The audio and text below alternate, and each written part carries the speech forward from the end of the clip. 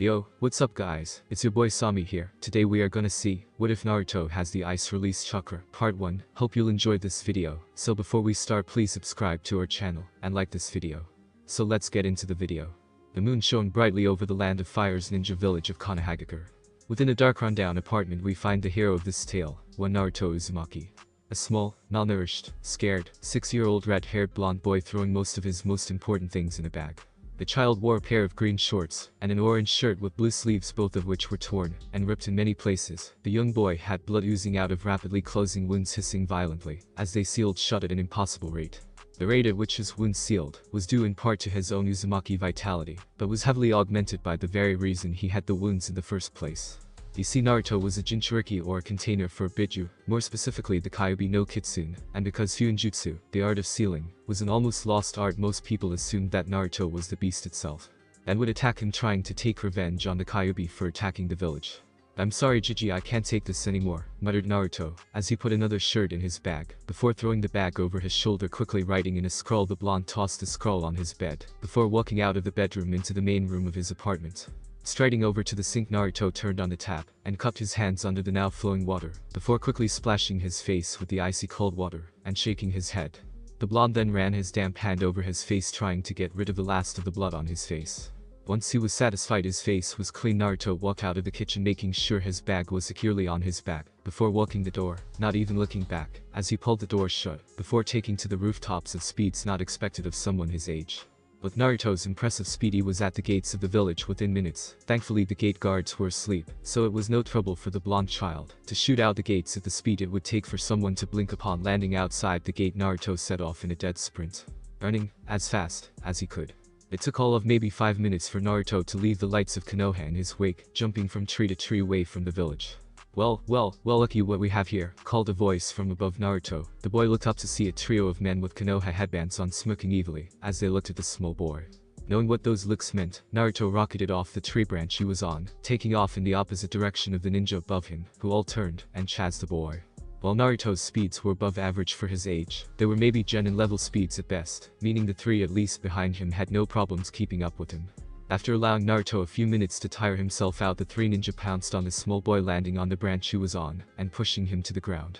Had Naruto jumped down, he would have been able to land on his feet easily, but, as he had been about to jump, the boy fell face first onto the ground. But before he could get up, he was once more pounced upon by one of the three ninja, who yanked the boy up by his shirt, and threw him against a tree. "Thought you could just run away, after tormenting us for years, did you, demon? Well, too bad," declared the man, kneeling Naruto in the stomach, making the blonde grunt, and double over in pain. One of the other ninja grabbed Naruto by the hair, yanking his head up. The man slammed his fist into the child's nose, a sickening crunch ripping through the area. The last of the three shinobi quickly pulled out a pair of kunai, holding them between his index and middle fingers. But practiced ease, the man threw the weapons at Naruto, hitting him in both shoulders, making the blonde once more grunt, before throwing his head back, but not letting the scream that so desperately wanted to escape from his throat out, refusing to give the three men the satisfaction. The beating continued for a while, until Naruto had several dozen kunai embedded in his body, a dislocated shoulder, a broken arm, a busted kneecap, one eye stuck shut by blood, and at least a liter of blood covering his body. "Ha, you look almost pitiful, demon. I guess we should end you now, before someone you've got under your control shows up and stops us," declared the apparent leader of the group, stepping forward with a kunai in hand. Naruto could barely move, but he did look up to see the glimmering blade of the weapon in the hands of the trained killer before him, and in one moment of weak will the blonde threw his hands up in defense, while closing his eyes, accepting his end, and just hoping it would be quick. The gut-wrenching squelch, and an almost silent clang shot through the area. Naruto cautiously opened his one good eye to see the haunted faces of the three shinobi before him. The blonde watched the light leave the men's eyes, before they all simply fell forwards, jagged spikes of ice sticking out of their backs. Not one to look a gift horse in the mouth, Naruto pushed himself against a tree, and slid to his feet. Wobbling as he moved, Naruto took a slow step forwards, followed by another with a wince, but another step all the same. With nothing but grit and determination, Naruto pushed himself forwards, and out of the area. He didn't know where he was headed, but he couldn't stay where he was. Next morning, Konoha. As the sun rose over the horizon, Hiruzen Sarutobi, Sandaime Hokage, the professor, the god of shinobi, and Naruto's surrogate grandfather walked down the road. The man hadn't seen his surrogate grandson in some time, so he was planning a surprise visit to the boy, planning to give the blonde child the good news that he had been accepted to the ninja academy in person. Walking up the road that lead to Naruto's home, Hiruzen couldn't help but sigh at the destroyed neighborhood. He had hoped that by giving Naruto an apartment in the area, people might start to see the boy as more than what he contained, but his plan had backfired, as all of the people in the area moved away instead. The HKH sighed once more before stepping up to the door of Naruto's home. "Naruto-kun," said the man knocking on the door, only to receive no response from inside. Knocking again, Hiruzen was once more greeted by no response. Finding it strange, the old man grabbed the doorknob, only to find the house unlocked. The Sandame was alarmed to find the door unlocked, and quickly threw the door open, and ran inside. "Naruto? Naruto, are you here?" asked the man into the empty room. Finding no signs of the boy, he quickly moved into the bedroom where he found a scroll rolled up, and placed neatly on the bed in front of the pillow. However, what put the old man on edge was the fact that the scroll had on it Hokage-sama, something Naruto had almost never referred to the man as. Quickly taking the scroll, Hiruzen unfurled it to see a note. "Gigi, I'm sorry, I can't take this anymore. I can't take the looks or the beatings, so I'm leaving. I may come back, I may not. I want to thank you for everything you've done for me, and if this is the last we hear of each other, then goodbye, old man." Naruto Hiruzen read to himself, looking to the scroll. Sighing, the elderly Kage rolled up the scroll sitting on the bed. He wanted to send Anbu after Naruto, but he couldn't spare the manpower to look for a single child, even if he was their Jinchuriki. Hiruzen hung his head in shame before looking upwards. "Minato, Kushina, I'm sorry, I failed the two of you this badly. I promise I will try to make it up to you," muttered the man. With Naruto, the blonde Ridi dragged his feet along the ground. Pushing himself onwards, he refused to rest until he had some form of shelter. The blonde, dead on his feet, walked tiredly along the road before glancing up, only to see a large stone and wood building on a hill just ahead of him. Summoning up the last of his energy, Naruto pushed himself to move quickly. As the blonde drew closer, he saw that the building, while not looking like a pile of rubble, did have vines and moss growing all over it, but that didn't matter to him, as he dragged himself up to the large open door. Stepping inside, Naruto found the building was apparently a temple of some sort, with one main room with several rooms off to the sides of them. However, what drew the tired blonde's attention were the masks lining the rear wall. Naruto moved forwards, looking at all of the demonic-looking masks, as one in particular drew his attention. The blonde moved forwards at a slow pace, stepping up to the wall, and reached out to the mask that held his attention. "Welcome, young one," spoke a voice from behind Naruto, causing the blonde to jump, turning around, coming face to face with the man. "Sorry, I didn't mean to intrude," began Naruto, ready to try and run if the situation called for it. "It's alright, child, calm down," declared the man. He had medium-length blood-red hair tied into a ponytail, violent violet eyes with 3 scars over his left eye, and a calming smile on his middle-aged face. "Who are you? What is this place?" asked Naruto, looking up to the man. "My name is Arashi Uzumaki, and this is the Uzumaki Shinigami Mask Temple," replied the man with a grin. "On a road in a forest just outside of Konoha, we find a pair of men walking down the road. One man was reasonably tall, with waist-length spiky white hair tied back into a ponytail, with 2 shoulder-length bangs that framed both sides of his face. He also had red lines that ran down from his eyes, and wore a horned forehead protector with the kanji for oil on it. The man wore a green short shirt kimono and matching pants, under which he wore mesh armor that showed out of the sleeves and legs of his outfit. His outfit was completed with hand guards, a simple black belt, wooden sandals, a red haori with 2 simple yellow circles on each side, and a scroll on his back.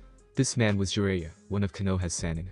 The other man stood just short of Jiraiya's shoulders. He had shortish blonde with a pair of bangs framing his face, with the rest tied into a short ponytail. There were, however, red streaks in his hair, and the tips of his bangs were a deep blood red. This man wore a sleeveless blue shirt, over the top of which was a black tattered-ish trench coat. For pants, he wore a pair of blue pants taped down at the ankles. He wore a yellow belt with 3 pouches attached to the back of it. On his feet was a pair of the regular black ninja sandals. On his hands was a pair of fingerless gloves. Staining the young man's skin was tattoos ranging from Arctic foxes on his arm and back to the kanji for ice, which was on his chest, and strapped to his back was a large bandaged wrapped object with a yellow handle with a skull at the tip. This was his sword Samehada. This man was none other than Naruto Uzumaki, returning to Konoha a little more than 6 years after he left in the dead of night. "Come on, kid, I'm sure sensei's eager to see you, alright," said Jiraiya. "Yeah, I just hope the rest of the villagers aren't as eager," said Naruto in a flat tone as the two walked to the gates. "Don't worry, kid, they won't touch you while I'm around, and we timed your return, just so that this time tomorrow you should be a ninja, so should they lay a hand on you, you're allowed to use whatever means you deem necessary to defend yourself, and they can't stop you," said Jiraiya. "Thanks, Oji-san," said Naruto, looking up at his godfather with a smile. Yes, the young blonde knew who his parents were. When Jiraiya found him a little over 3 months prior, he had told him they were under the promise that he not reveal it to anyone else until he reached at least Chunin. The 2 men walked through the gates and simply signed themselves in, seeing as both gate guards were asleep, which made Naruto roll his eyes. It seemed they hadn't upped security since he fled 6 years ago. The two men quickly walked towards the Hokage tower. It seemed the villagers recognized Naruto, but the blonde didn't care one little bit. He was however getting annoyed at the glares he was getting. So just as the two men entered the market district, Naruto started shooting glasses so cold they could freeze the fires of hell right back at anyone who glared at him. That made most of the villagers stop. The two men quickly made it to the Hokage tower. However, instead of using the door, Naruto decided to run up the wall of an adjacent building before backflipping and slipping straight through an open window, landing on the floor beside the Hokage's desk. Jiraiya decided against following Naruto's lead for fear of breaking through the window, and simply jumped to the roof of the building. Naruto backflipped off, and then jumped onto the window before climbing through, only to see Naruto smirking, and Hiruzen's mouth agape. "Look who I found, sensei," said Jiraiya eerily calm, as he stepped into the room, making Hiruzen jump, and look at his student. "My godson, who I was told was dead, I found him wandering the streets of the capital of the Land of Fire," said Jiraiya in the same eerily calm manner. Now Jiraiya calms down. "There's a perfectly good explanation," said Hiruzen, sweating bullets. "Iro-sanin," said Naruto, distracting his godfather from his task. "Alright, before you go on, sensei, Naruto is to be put into the genin class that's taking their exams tomorrow," declared Jiraiya. Hiruzen quickly nodded. "Thanks, Chichi," said Naruto with a grin. "I'll see you later, Oji-san," said Naruto, leaping through the open window onto the roof opposite the tower, before taking off by rooftop towards Hokage Mountain.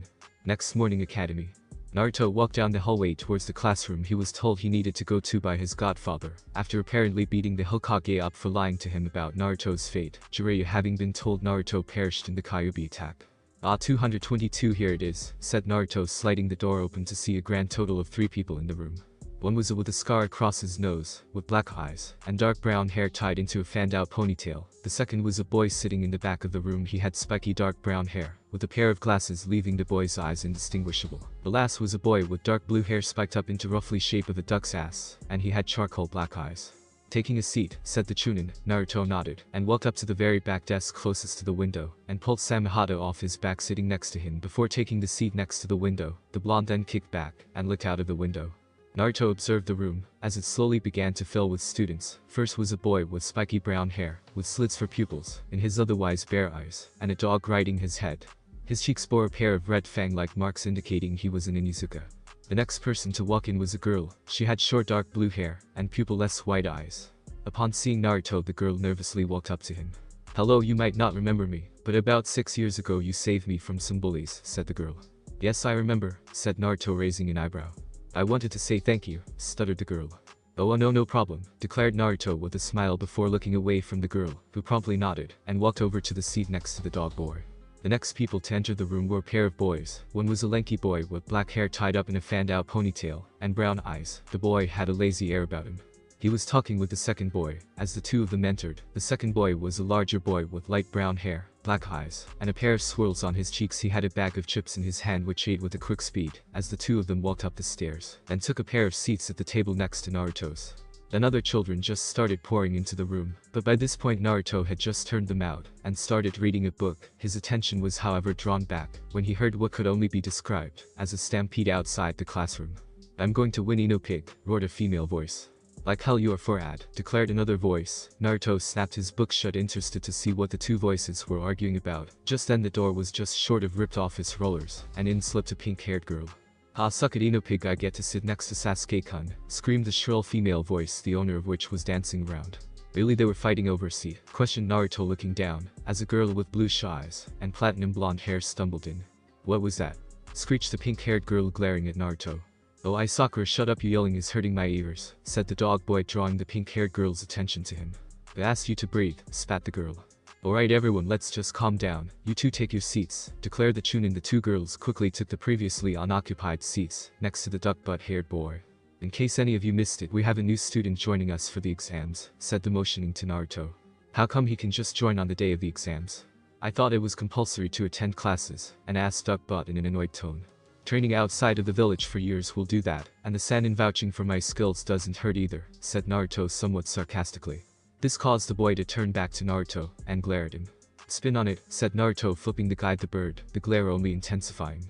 "Alright, you two break it up, we have a test to begin," said the Chunin, as another Chunin walked into the room holding a stack of papers. He began handing all of them out. Once all of the papers were handed out, the first Chunin spoke once more. "Alright, turn over, and begin," said the man. Naruto flipped the paper over, and began reading the questions. This is what they want Genin to know. It's fucking pathetic," thought Naruto. Damn, this place has gone downhill since I last saw one of these tests, and spoke a feminine voice inside Naruto's head. I didn't wake you, did I, Kane-chan? Asked Naruto. No, I woke up a while ago, and now I'm bored, said the voice. You and I are both a Kane-chan, replied Naruto, his hand on the autopilot writing the answers to the questions. Why don't you come in here, and we can entertain each other, slurred the voice in a sexy tone. You're a fox, muttered Naruto looking back at the paper in front of him. Oh look, a question that's slightly harder, thought Naruto. Why don't you summon here so I can make you hard, spoke the voice in his mind. Will you please, just not, asked the irate blonde. Oh please, don't pretend you don't love it, declared the voice. Why did I even agree to that deal, questioned Naruto. Because from it you got a summoning contract, and free use of up to 2 tails of my yokai, declared the voice in his head. And if I'd known how much of a purveyor I would have thought more seriously about the deal, countered Naruto. Oh Naruto-kun, you wounded me so, why must you hurt me in such a way, questioned the voice dramatically. Oh stop being a drama queen, ordered Naruto. His mind was then assaulted by an image of a woman with palish skin, long white hair with a pair of fox-like ears on top of her head, light blue eyes with slitted pupils, 9 fluffy tails, and dressed in a black kimono pouting. That meant no-kun, said the voice in a baby voice tone. You're a sweet girl, I'm sure you can forgive me, said Naruto. The owner of the voice was feeling thankful that Naruto couldn't see her or her colossal blush. It was at this point Naruto finished the test, quickly putting his pen down, and flipped the paper before putting his head down to take a short nap. An hour later. Alright everyone, pencils down, test time is over, declared the scared. Okay, now we're going to take a break, so I can grade your papers, so everyone outside, and hand me your tests on your way out, said the man. Slowly, but surely everyone in the room stood up, and walked out of the classroom handing their papers on the way out. Naruto waited until everyone else had gone, before picking up Samehada, then walking down, and placing his test on the Chunin's desk, and walking out of the classroom, and outside, where instead of joining the rest of the class Naruto walked over to the nearest tree, and simply jumped up onto the lowest branch, pulled Samehada off his back, putting it on his lap before leaning back against the tree trunk before closing his eyes. "Or you fight me," came a voice Naruto recognized from the class he joined. Naruto just ignored the voice. "Or you up in the tree, I'm talking to you," said the voice, making the blonde open his eyes, and look down at the duck butt-haired boy glaring at him. "Go away," said Naruto. "I said fight me," ordered the boy. "Leave me the hell alone, you're not worth my time," said Naruto, yawning. "I said fight me right now, and while you're at it give me that sort of worthless peasant like you doesn't deserve a weapon like that," said the boy. Naruto stood up, and put Samehada on his back before a small snowstorm kicked up around him, and then he was gone, making duck butt growls having to look for him again. Naruto now sat on the railing on the roof of the academy looking down on the kids in the yard all running around like idiots. Half an hour later. The from the class walked out of the building evidently having finished marking the tests. "Alright you lot to the kunai range," called the. Naruto waited until everyone was around a corner, before dropping from the roof, and followed behind the group stealthily to the kunai range, where he stood far enough away none of the class would notice him excluding the, but was close enough to hear the explanation. "Alright everyone, this is a test of your aim. You will each be given 5 kunai. Not hitting a target will result in no points. The outermost ring will be 1 point all the way down to the center ring being worth 10 points, said the. Bonus points will be allocated if you hit the targets from further away, declared the scar-faced man. Do we have to use kunai or is this a test of true aim? Questioned Naruto, startling most of the students. What are you asking to use? Questioned the pineapple-haired instructor. With a flick of the wrist and a puff of smoke, a compound bow appeared in Naruto's hand. This, declared Naruto holding the weapon up. The bow? Yes, that's an acceptable substitute, said, getting a nod from Naruto. Is there anyone that wants to go first? Asked the Chunin. Duck raised his hand. Alright Sasuke, you can go first, said the. Sasuke walked back until he was about 30 meters from the targets, pulling out 5 kunai, before throwing all 5 at once towards the targets. All bar 1 hit dead center, and the last was off just enough that it was in the second from the center ring. Good job Sasuke, 49 points plus another 30 for distance gives you 79 points, said Sasuke strode forwards arrogantly. Eat that blondie, declared Sasuke, as he passed Naruto, who raised an eyebrow. Sure, said Naruto with a smirk, as Sasuke collected his weapons. So does anyone want to go next? Asked them, and Naruto raised his hand. Alright Naruto, you're up, said the man. Naruto turned around, and walked towards the gates of the academy grounds. To everyone's surprise, he walked out of the grounds, crossing the street into an alley, where he walked halfway up the wall where he stood, and faced back at the academy. Everyone's head snapped to the target, as an arrow made of ice hit dead center of the target, and before any comment could be made, a second arrow split the first from knock to tip, then another, and another, and another. Show off, declared a voice in Naruto's head. You always like it when I show off for you, countered Naruto. It took the time for Naruto to return for Iruka to come to his senses.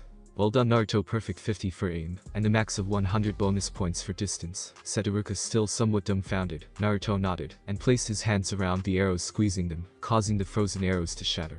Before the blonde walked back to the shocked crowd of genin hopefuls. Keep it, you can go next, said the, snapping the kids out of the daze. An hour later, the group had finished with the target practice portion of the exams, and had now moved on to the Taijutsu portion, which was a simple task of either lasting 5 minutes in the ring with the Chunin, or landing one decent hit on him. However, the Chunin fighting wasn't the scar-faced Chunin, it was his white-haired friend. So far the platinum blonde and pink-haired girls had barely lasted 5 minutes. The girl who thanked Naruto scored a hit within a minute despite her nervousness. The dog boy landed a hit within the second minute. The chubby boy landed a good hit in under a minute. The lazy pineapple-headed boy lazily avoided all attacks for the 5 minutes. The cloaked sunglasses boy scored a punch in under half a minute, as did Duckbit, and finally it was Naruto's turn. Alright Naruto, you're up, said the scared Naruto, stepped into the ring. He could already see he was acting less lax, closing the openings in his stance. Great, one of the bastards who thinks I'm Yuukin-chan, muttered to Naruto mentally. Kick his ass Naruto, and I'll give you a reward, said the voice in Naruto's head. The only reward I need from you is to see your beautiful smile, responded the blonde, once more making a keen glad Naruto couldn't see her. And begin, called the Scarface. The white-haired immediately charged at Naruto before throwing a punch at the boy, who leaned back into a bicycle kick, hitting the in the chin, knocking his head upwards. Naruto landed the flip on his 2 hands, and then in a blink of an eye he shot both of his feet forwards, and buried them in the Chunin's guy with enough force to force the man back and out of the ring. Well done Naruto, stuttered. Naruto simply stood up and smoothed out his trench coat before walking back over to the students. Alright, all of you head back inside for the ninjutsu portion of the exam, said Iruka. The students all slowly made their way back inside, all taking their seats again, before the scar-faced walked into the room. Alright, we'll call you one by one into the other room, where the ninjutsu portion of the test will be held, declared Iruka. And first up we have Shino, said the boy, walking out with the coat and glasses following closely behind. Naruto sat in his seat at the back of the room. He had spent the time analyzing the people in the class. Most were unimpressive, more than likely to die on the first mission out of the village. A few caught his attention. Dog Boy was one. He, from what Naruto had seen, would make for a reasonable sparring partner if he were paired up with another. The ones that Naruto thought could fill that hole were the apology girl and the glasses boy. Duckbit was a maybe, but the blonde just knew the boy would never get along with anyone. And more than likely the Duckbit idiot would say something stupid, planting a huge target on his head with the bullseye right between the eyes, and Naruto always hit the bullseye. The lazy kid struck Naruto as interesting company, as did the fat boy, but he felt he should wait until he was put on a team before trying to become friends with anyone. Naruto had watched as one by one people left the room, each of them returning several moments afterwards with a headband somewhere on their person. Finally, after an hour of waiting, Iruka poked his head through the door. Naruto, you're up, called Iruka. Naruto nodded and strapped his sword to his back before walking out of the classroom and to the other open classroom, where he found within Iruka the silver-haired Chunin who was scowling at him, and then several more. Alright Naruto, we need you to perform a Kawarimi no, said Iruka. Naruto nodded, and then in a puff of smoke he was gone, and replaced with a log, and then in another puff of smoke he was back. Good next henge, declared Iruka. Naruto nodded, and again in a plume of smoke he was gone, this time replaced with a man some of them were familiar with, but only due to his reputations in bingo books. The man standing before them was the monster of the hidden Miss Kisame Hashigaki, and once more Naruto was back in a plume of smoke. Good work Naruto, although I do have to ask why Kisame Hashigaki, questioned Iruka. That is nobody's business, but my own, declared Naruto, not really wanting to reveal to the Chunins he had been trained personally by Kisame before the man's untimely passing, hence where Naruto got Samehada from. It wasn't that he was ashamed of his tutelage under the monster of the mist. Far from it, he just felt they didn't need to know. Fair enough. Alright Naruto, finally a bunch in jutsu, said Iruka. Naruto once more nodded, however this time he did some hand signs, however the signs themselves were unusual. Right bunch no jutsu, ice clone jutsu, said Naruto, as the air near him froze into a solid form, creating an exact copy of the blonde. All of the people within the room looked at the two Narutos shocked. Well done Naruto, here stuttered Iruka, holding out a black-clothed headband which Naruto quickly took and tied around his forehead before walking out of the room and back to the classroom, where he found several people to be glaring at him. Several hours later, Naruto walked down the darkened streets. It was now early evening, about 8:30, and Naruto was walking back to his godfather's place. The two of them had gone out to a Chakra ramen for a congratulatory dinner for Naruto passing his test, Naruto having stayed longer than Jiraiya to catch up with the father-daughter duo who owned the stand, and Naruto was now on his way home.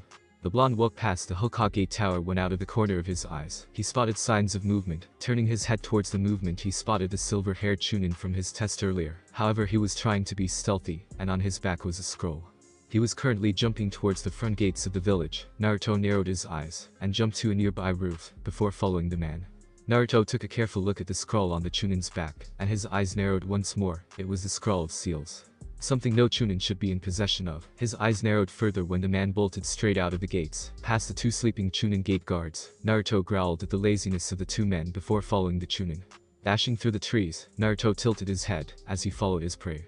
Mizuki was clearly defecting. Taking the scroll of sealing was obviously meant to be a bargaining chip, but if Mizuki was this prepared, he would already have a plan on where to go. And for the life of him Naruto couldn't work out where that might be. From what Naruto had gathered of the man, Mizuki was clearly prideful, so that meant it was incredibly unlikely that he would defect to a minor village, especially if he was taking the scroll of seals. That would certainly paint a target on whichever village he joined, and most villages wouldn't risk it, so it had to be one of the major villages. Suna was out of the question, as they were allies, rocky allies, but allies nonetheless with Konoha. Kiri was recovering from a civil war, so Mizuki was unlikely to go there. Iwa would kill him and take the scroll. And Kuma would more than likely do the same. Deciding it better to capture the man rather than speculate, Naruto threw his left hand forwards, a glowing golden chain shooting out of his open palm and wrapping around Mizuki's ankle, yanking the man backwards. "What the hell?" questioned Mizuki as he grabbed a tree branch as Naruto leapt forwards, catching up to the man. "Chunin Mizuki, as a shinobi of Konohagakure, I hereby place you under arrest," declared Naruto as he landed in a clearing. "Arrest? For what?" questioned the man with an innocent smile and a confused look spreading across his face. "Don't play coy, Mizuki. I know that's the scroll of seals you're trying to defect, and I'm going to stop you here," said Naruto. "What's a genin like you gonna be able to do to me?" questioned Mizuki, arrogantly glaring down at Naruto, clearly forgetting the beating Naruto dished out not hours ago. "This," declared Naruto, ripping his blade off his back with his right hand. Leaping forwards at the silver-haired who pulled one of the 2 famous shuriken off of his back to block the blade, Naruto swung Samehada down on the giant shuriken. Mizuki expected the blade to be stopped by his giant shuriken, but no, Naruto's strength had greatly increased from their spars, and the shuriken was forced out of Mizuki's hand lest it break. His hand, that is, not the weapon. "I was holding back most of my strength during our spar, Mizuki. I didn't want to cripple a comrade, no matter their opinion of me. But now I know you're a traitor, I can go all out," declared Naruto, a smirk crossing his face, sitting the sharkskin-like blade on his shoulder. Mizuki was about to speak only for Naruto to hit him in the gut with the Samehada, and at the same time Samehada sucked out some of his chakra. "What the hell did you do to me?" growled Mizuki, clutching his slightly cut stomach. Naruto said nothing, but ran forwards, one hand around Samehada's handle, the other clouded by an icy mist. Mizuki flipped back to avoid the blade of Samehada, however he landed within range for Naruto to lunge forward with his mist-covered hand to grab his arm, making the temperature of the limb drop. "Let go of me," growled Mizuki, kicking Naruto, who jumped back to avoid the attack. "Fine, you wanna be like that Kurigakure no Jutsu, ninja art hidden mist jutsu," called Naruto, mist forming around the area hiding him from Mizuki's sight. "Where are you, demon?" ordered Mizuki, looking around for the blonde, only for his leg to become impaled by what looked like a foot-long glowing kunai covered in blood. "Alright, I was going to toy with you, but now I'm going to murder you," roared Mizuki, trying to rip the weapon out of his leg, only to realize that the weapon was attached to a glowing chain. Once Mizuki realized that he couldn't pull the chain through his leg, he pulled out a bottle of liquid which was quickly uncorked, and he downed the contents in one gulp. Mizuki then stood up, standing on the chain, before pulling his leg forwards, ripping the kunai blade out of his leg. Before the wound stitched itself shut, Mizuki's chakra skyrocketed, his signature changing, becoming vile and inhuman. Mizuki's body began growing hair all over, turning him into what looked like a bipedal tiger. "Really, this guy had to be working for Orochimaru, didn't he?" muttered Naruto, concealed by his mist, as he watched the transformation. Naruto jumped forwards to once more slice at Mizuki with Samehada, but the tiger man ducked below the strike. "Ah, not so tough now, are you, little fuck," said Mizuki, ending in a scream, as Naruto slammed his mist-coated hand into Mizuki's chest, freezing the immediate area before slowly spreading out, as Mizuki fell to the ground dead, as Naruto literally froze his blood and heart. "A little over the top for you, Naruto," came the voice of the king. "That was a modified curse mark, there's no telling what he could have done," replied Naruto. The blonde then walked over to the downed, and picked him up before throwing him, and the scroll over his shoulder, before walking back into the village. It took longer than normal, but not by much for Naruto, to reach the Hokage tower. Ignoring the secretary who was nose-deep in work anyway, Naruto walked up the stairs, only to see the doors of the Hokage's office shut. "Who would steal the forbidden scroll?" questioned a voice from within. Naruto opened the door, and stepped inside, where all eyes fell on him. "I believe you may be looking for this Hokage-sama," said Naruto, throwing the scroll to the aged leader. "How did you come by this, Naruto-kun?" asked Hiruzen. I was walking home past the tower, and I saw this little shit, said Naruto, gesturing to the body sling over his shoulders, sneaking away from the tower, so I followed him. When I noticed the scroll strapped to his back, I caught up and engaged him. After disabling him, I returned here to return the scroll to you, said Naruto. Well done, Naruto, you will be given B rank pay for this. Leave the trader, and you are dismissed. Remember, you are expected to be at the academy tomorrow by 8, said Hiruzen, getting a nod from the young blonde. Naruto dropped the trader, before turning on his heels, and leaving the room. Street. Naruto was walking down the street once more on his way home, when he spotted something out of the corner of his eyes. The blonde walked over to an alleyway, when at the end of the alleyway he saw something that made his ice cold blood boil. Halfway down the alleyway there were 2 men standing there, and between them was a woman who, from the looks of it, was drunk and drugged at the same time. Both men were slowly undressing the purple-haired woman. Just relax, snake whore, we'll make this fun for you, declared one man, pulling down the woman's skirt, while the other man fondled the woman's tits. You two need to learn to respect women, said a voice from behind the 2 men before both were quickly knocked out, just as the woman passed out, as she fell to the ground, only to be caught by Naruto, just before she hit the ground. That's when his eyes locked on a mark on her neck. Akane-chan, I need your help, said Naruto in his mind. Small amount of yokai coming up, declared the voice from Naruto's head. That's when he felt a warm chakra flood into his system before he put the woman down on the alley floor, and quickly changeling chakra to his finger. He drew an into Ninjutsu matrix which centered on her neck. That should about do it, muttered Naruto to himself. Tamash plus Kuserukai, Soul Rot release, said Naruto, placing his hands on top of each other over the mark on the woman's neck. The area around the mark began to warm up quite a bit, as the Ninjutsu matrix all crawled towards the woman's neck. Once the entire matrix had crawled up onto the woman's neck, Naruto removed his hands, and the mark on her shoulder was gone. Naruto smiled. I hope this helps you, Anko-san, said Naruto, as he did what he should have done first, and pulled up her skirt. Alright, now what to do with you two? Questioned Naruto, turning around to face the tempted rapists. I'll deal with you in a while, muttered Naruto, as he tied them up together in ninja wire, before once more picking up the unconscious woman, who snuggled closer to him. As he jumped to the roof of one of the nearby buildings before heading to the hospital, hoping to just leave her outside, knowing they wouldn't treat her if she was brought in by him. As Naruto jumped, his mind floated back to the 2 men tied up in the alleyway, thinking of suitable punishments. Without even noticing Naruto was at the hospital, quickly dropping to the ground, Naruto stealthily walked up to the doors, and gently placed the woman down, before quickly holding his hand out, and molding his chakra just above his hand where a white rose formed. Slipping the chakra construct into the woman's pocket, Naruto jumped back to a roof across the street, just watching, making sure the woman was taken into the hospital. Fortunately, within moments of getting into a good viewing position, the purple-haired woman was taken inside. Naruto nodded to himself, and began his trek back to the tied-up men, still trying to think of a punishment. Oh, that's an evil idea, muttered Naruto, as an idea popped into his head.